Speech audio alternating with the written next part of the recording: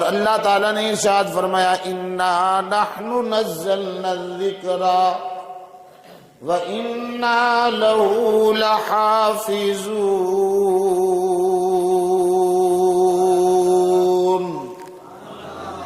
ہم نے ہی قرآن نازل کیا۔ قرآن کا ایک اسم یعنی اس کی ایک صفت ذکر ہے۔ قرآن فرقان بھی ہے، قرآن ذکر بھی ہے۔ اللہ فرماتا ہے ہم نے اس ذکر کو خود نازل کیا، ہم ہی اس کے محافظ ہیں۔ اللہ نے قرآن تو سرکار پہ نازل فرمایا نا، اور جس طرح قرآن کی اللہ نے حفاظت کی، اسی طرح صاحب قرآن کی بھی حفاظت کی۔ اللہ تبارک و تعالیٰ نے جتنے نبیوں کو کتابیں صحیفے عطا فرمائے، پچھلے سارے نبیوں کو جس جس کو صحیفہ ملا، کتاب ملی، تورات، انجیل، زبور، کلام اللہ کا تھا، نازل نبی پر ہوا، اور اس کا حفظ یاد صرف اس کا نبی کیا کرتا تھا، اس کے دل میں محفوظ ہوتا تھا۔ باقی سارے لوگ پڑھتے ہوں گے، سنتے ہوں گے، پڑھاتے ہوں گے، لیکن اس کتاب کی حفاظت اللہ نے ان کے ذمہ لگا دی، اپنے ذمہ نہیں۔ لیکن اللہ تبارک و تعالیٰ کے آخری نبی، امام الانبیاء، سید الانبیاء، حضرت محمد مصطفیٰ صلی اللہ علیہ وسلم کی ذات اطہر پر جب اللہ نے مقدس قرآن نازل فرمایا، تو اللہ تبارک و تعالیٰ نے قرآن جو اللہ کا آخری کلام ہے اور لا ریب کلام ہے، اللہ نے نازل بھی فرمایا اور اس کی حفاظت کا ذمہ بھی اپنے ذمہ کرم پر لے لیا۔ اور اللہ تعالیٰ نے ارشاد فرمایا اِنَّا نَحْنُ نَزَّلْنَا الذِّكْرَ وَإِنَّا لَهُ لَحَافِظُونَ۔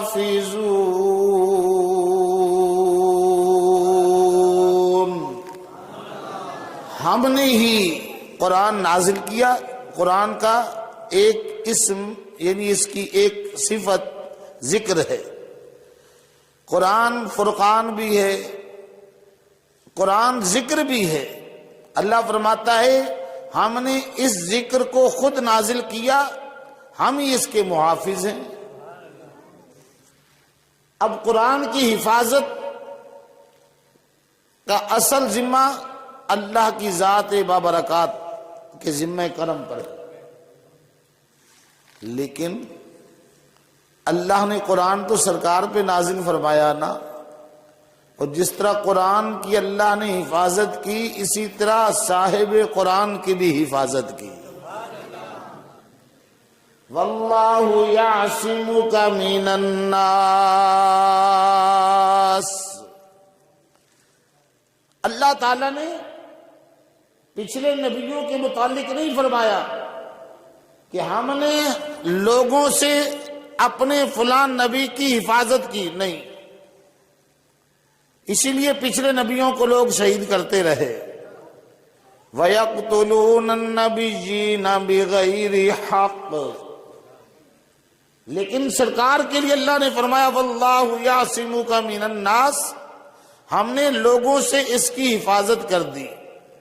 قرآن بھی محفوظ، ذات مصطفیٰ بھی محفوظ، اور قیامت تک نہ قرآن کا کوئی کچھ بگاڑ سکا، نہ ذات مصطفیٰ کا کوئی بگاڑ سکا۔ بس ہم نے اور آپ نے سوچنا یہ ہے کہ نبی کے ساتھ اور قرآن کے ساتھ ہمارا تعلق کتنا ہے۔ کیا ہم سرکار کا کلمہ پڑھ لینے کے بعد بھی قرآن کی حفاظت کرنے والوں میں شامل ہیں کہ نہیں؟ اب قرآن کی حفاظت کس طرح ہوگی؟ قرآن کی حفاظت اس طرح ہوگی کہ ہم مسلمان نبی کا کلمہ پڑھنے والے خود بھی قرآن پڑھیں، اپنے بچوں کو پڑھائیں، صرف پڑھائیں نہیں، انہیں حفظ قرآن کرائیں، انہیں حافظ قرآن بنائیں۔ اور میرے آقا علیہ الصلوۃ والسلام نے ارشاد فرمایا، جو صرف قرآن حفظ کر لینے کے بعد اس کے حلال و حرام کے حکم پر عمل کرے، قیامت کے دن اللہ تعالیٰ، حافظ قرآن کی تو شان اپنی جگہ پر ہے، لیکن اللہ تعالیٰ اسے شرف دے گا، اسے عزت دے گا کہ وہ اپنے خاندان کے 10 افراد جن پر جہنم لازم ہو جائے گی، اللہ تعالیٰ اس کو شرف دے گا، عزت دے گا، شفاعت کرنے کا حق دے گا کہ وہ ان کو جہنم سے نکال کر جنت میں لے جائے گا۔ تو کیا خیال ہے، ہمارے گھر کے اندر قرآن کا حافظ ہونا چاہیے کہ نہیں؟ ہمارے ہر محلے کے اندر حفاظ قرآن ہونے چاہیے کہ نہیں؟ تو اگر آپ چاہتے ہیں کہ آپ کے گھر کے اندر قرآن کا حافظ، قرآن کا قاری، دین کا عالم ہو، تو پھر ظاہر بات ہے اگر آپ نے انجینئر بنانا ہے تو کہاں بھیجیں گے؟ انجینئر کے پاس، جو بھی علم حاصل کرنا ہے اس کے پاس۔ تو کیا قرآن پڑھانے کے لیے انجینئر کے پاس بھیجو گے؟ اللہ تعالیٰ آپ سب کو قاری عبد الرحمن جیسے اللہ تعالیٰ ہم سب کی مساجد و مدارس کے اندر اللہ تعالیٰ ایسے علماء ہمیں عطا فرمائے۔ تقریباً جب سے یہ حیدرآباد میں تشریف لائے رکن اسلام میں پڑھنے، تو میرے قریبی مسجد کے اندر قاری صاحب ہوتے تھے، الحمدللہ قرآن بہت خوبصورت پڑھتے ہیں یہ۔ تو میں ہمیشہ ان سے کہتا تھا جیسا قرآن پڑھتے ہو ویسا قرآن پڑھانے کی بھی کوشش کرو، اللہ نے انہیں عالم بنایا۔ اب دیکھو نا، بچے درس نظامی پڑھ رہے ہیں، کیوں؟ اس لیے کہ علم سے بڑھ کر کوئی اور اچھی دولت نہیں۔ علم مصطفیٰ، علم قرآن، علم دین بھی لینا تو سمجھ لو نبی کی وراثت کا وارث بن گیا۔ نبی کی وراثت دینار اور درہم نہیں، نبی کی وراثت ہے علم، اور وہ علم بھی کون سا؟ علم قرآن، علم دین۔ تو جس نے قرآن حفظ کیا وہ نبی کی وراثت کا کیا بن گیا؟ وارث۔ حضرت ابو ہریرہ رضی اللہ تعالی عنہ ایک دن بازار میں گئے، مدینہ شریف کے بازار میں جا کر فرمانے لگے، یا اہل السوق، او بازار والو، او بازار والو، تم بازار کے اندر تجارت کر رہے ہو، اللہ تعالیٰ کے محبوب علیہ الصلوۃ والسلام کی میراث مسجد کے اندر تقسیم ہو رہی ہے۔ مدینہ منورہ کے بازار کے اندر حضرت ابو ہریرہ آواز دے کر کہتے ہیں، یا اہل السوق، اے بازار والو، تم تجارت دنیا داری کے لیے کر رہے ہو، اللہ تعالیٰ کے محبوب علیہ الصلوۃ والسلام کی وراثت تو مدینہ کی مسجد کے اندر، مسجد نبوی شریف کے اندر تقسیم ہو رہی ہے، اور تم بے خبر بیٹھے ہو۔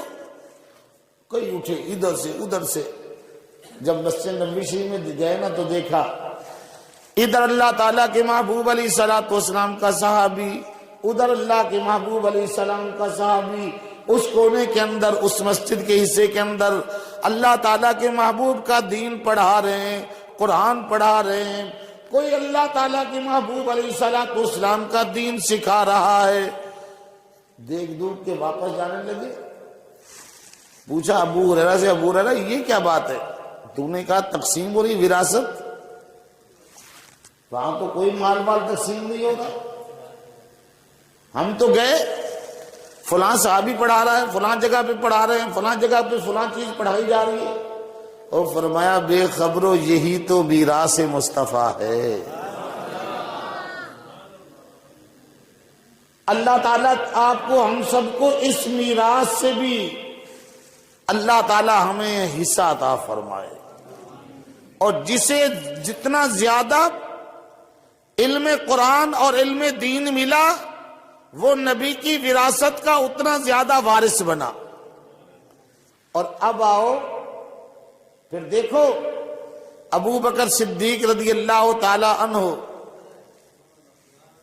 حضرت عمر فاروق رضی اللہ تعالی عنہ، حضرت مولا عثمان مولا علی، ان صحابہ کرام کو دیکھو انہوں نے کتنا علم پڑھا۔ بس میں اتنا ہی کہنا چاہتا ہوں کہ یقین جانو جس طرح اللہ نے الحمد سے لے کر والناس تک پورا قرآن سرکار پر نازل کیا، سرکار نے لفظ بہ لفظ اللہ کا کلام صحابہ کرام کو سکھایا، یاد کرایا، وہی قرآن سنایا۔ پھر صحابہ کرام نے وہی قرآن کتابی شکل میں جمع بھی کیا، اپنے سینوں کے اندر محفوظ بھی کیا۔ اور اللہ تبارک و تعالیٰ نے یہ جو فرمایا نا، الف لام میم ذالک الکتاب لا ریب فیہ، اس کتاب کے اندر کوئی شک نہیں، یہ ہر شک سے کیا ہے؟ پاک۔ اگر الحمد سے لے کر والناس تک قرآن کے اندر کچھ گڑبڑ ہوتی، کسی صحابی نے اللہ اکبر، کسی صحابی نے کوئی عیب چھوڑ دی ہوتی، تو پھر اللہ تعالیٰ کا یہ وعدہ اِنَّا نَحْنُ نَزَّلْنَا الذِّكْرَ وَإِنَّا لَهُ لَحَافِظُونَ، یہ سچا ہوتا۔ دیکھو آج اور ہمارا آپ کا دور ہے، رمضان شریف میں مصلی امامت پہ حافظ قرآن کو کھڑا کرتے ہیں، تراویح میں قرآن سناؤ، اس کے پیچھے ایک سامع کھڑا کر دیتے ہیں، کوئی اور بھی آ جاتا ہے۔ بتائیے وہ حافظ قرآن جو پیچھے سنتا ہے غلط پڑھنے دیتا ہے؟ نہیں پڑھنے دیتا نا، لڑائیاں ہو جاتی ہیں۔ وہ کہتا ہے میں نے ٹھیک پڑھا، وہ کہتا ہے نہیں، لاؤ قرآن۔ اس زمانے کے اندر اگر قرآن کے الفاظ کے اندر اللہ اکبر ترتیب کے اندر کوئی غلطی کرے تو آج مسلمان برداشت نہیں کرتے، بتاؤ ابو بکر صدیق نے کیسے برداشت کیا ہوگا؟ حضرت عثمان غنی نے کیسے برداشت کیا ہوگا؟ حضرت مولا عثمان مولا علی نے کیسے برداشت کیا ہوگا؟ صحابہ کرام نے کیسے برداشت کیا ہوگا؟ تو اس لیے ایک بات یاد رکھو، یہ قرآن جس طرح نازل ہوا ویسے ہی محفوظ ہے، اور اس کی حفاظت کا بہترین ذریعہ یہ ہے اپنے بچوں کو قرآن کا حافظ بنائیے، پڑھائیے، علم دین پڑھائیے، اور قرآن پڑھانے کے ساتھ ساتھ علم دین پڑھائیں۔ میں آپ کو اللہ کے گھر میں بیٹھ کر یقین دلاتا ہوں، دنیا کے سارے علوم پڑھا لیجیے، اور ایک طرف جو ہے نا آپ دین کا قرآن کا علم پڑھا دیں۔ یہاں دنیا کے علوم دنیا داری کے اندر آگے بڑھا سکتے ہیں، لیکن علم دین مصطفیٰ قرآن کا علم، قرآن سے وابستگی صرف دنیا کے اندر آگے نہیں بڑھاتی بلکہ دنیا کے اندر بھی آگے بڑھاتی ہے، قبر و حشر کے اندر بھی آگے بڑھاتی ہے۔ اور اللہ اکبر، جب عالم دین اور قرآن کا قاری اور عالم دین بن جائے تو پھر یاد رکھو صرف دنیا میں ہی نہیں، مصلی امامت دیکھ لو۔ کیا خیال ہے؟ میرے ابا جان جب مجھے دیکھتے ہوں گے کہ میں مسجد میں کھڑے ہو کے نماز پڑھا رہا ہوں تو کیا ان کا دل ٹھنڈا نہیں ہوتا ہوگا؟ مفتی صاحب کے والد صاحب حضرت صاحب کے والد صاحب، کیا ان کے والدین خوش نہیں ہوتے ہوں گے؟ کیوں؟ آپ نے، ہم نے اپنی سوچ کو بدل دیا۔ یہ جو آج ہم نے انگریزی اور دوسری تعلیمیں کہ مولوی اس کے خلاف ہیں، نہیں، ہم کسی علم کے خلاف نہیں، لیکن ہم ایک بات کہتے ہیں، علم سارے پڑھو لیکن قرآن کے بعد پڑھو، قرآن کو آگے رکھ کے پڑھو، قرآن کے علوم کے تابع رہ کر پڑھو، اس لیے کہ جب سارے علوم قرآن کے تابع ہو کر پڑھو گے تو پھر سارے علوم تمہیں اللہ کی معرفت کا راستہ بھی بتا دیں گے۔ تو یہ ہم سب کی ذمہ داری ہے، اسی لیے قیامت کے دن تو پوچھا جائے گا، لیکن قرآن نے ایک خاص حکم دیا۔ اللہ تعالیٰ ارشاد فرماتا ہے، یا ایھا الذین آمنوا، اے ایمان والو، قوا انفسکم واہلیکم نارا، اے ایمان والو خود بھی اپنے آپ کو جہنم کی آگ سے بچاؤ، اپنے اہل و عیال کو بھی بچاؤ۔ ہم جہاں جاتے ہیں لوگ کہتے ہیں ابا جان کے فضائل سناؤ، والدین کے حقوق بتاؤ۔ مجھے خدا کی قسم کبھی کسی نے نہیں کہا کہ اولاد کے حقوق بھی بتاؤ۔ میں اور آپ اگر اپنی اولاد کے حقوق ادا کریں گے تو یقین ہے کہ پھر اللہ تعالی ہم پر مہربانی کرے گا، ہماری اولادیں بھی ہمارے حقوق کا خیال کریں گی۔ اولاد کا حق کیا ہے؟ اسے قرآن نہ پڑھاؤ؟ اولاد کا حق کیا ہے؟ کہ اسے دین نہ سکھاؤ؟ جس بچے کو آپ نے نماز نہیں سکھائی اس نے نماز کیا پڑھنی ہے؟ جس بچے کو آپ نے قرآن نہیں پڑھایا اس نے آپ کے لیے دعا کیا کرنی ہے؟ تو آؤ اللہ تعالیٰ کے گھر میں بیٹھ کر مجھ سے نہیں، دل میں رب سے وعدہ کرو کہ اگر میری اولاد میں سے کوئی نہیں پڑھا تو میں اپنی اولاد کی اولاد میں سے پڑھانے کی کوشش کروں گا، عالم دین بناؤں گا، قرآن کا قاری بناؤں گا۔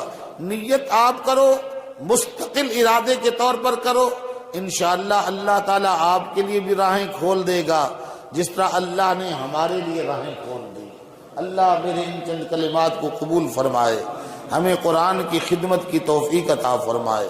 صبح اٹھا کرو، مسجد میں آیا کرو، نماز جماعت کے ساتھ پڑھا کرو، اور اپنی اولاد کو بھی مسجد میں لایا کرو، علماء کے پاس بٹھایا کرو، تاکہ جو ہے نا ان کی صحبت کا اثر بھی تمہیں مل جائے، ہمیں مل جائے، تاکہ ہماری دنیا اور آخرت سنور جائے۔ آمین۔ وما علینا الا البلاغ۔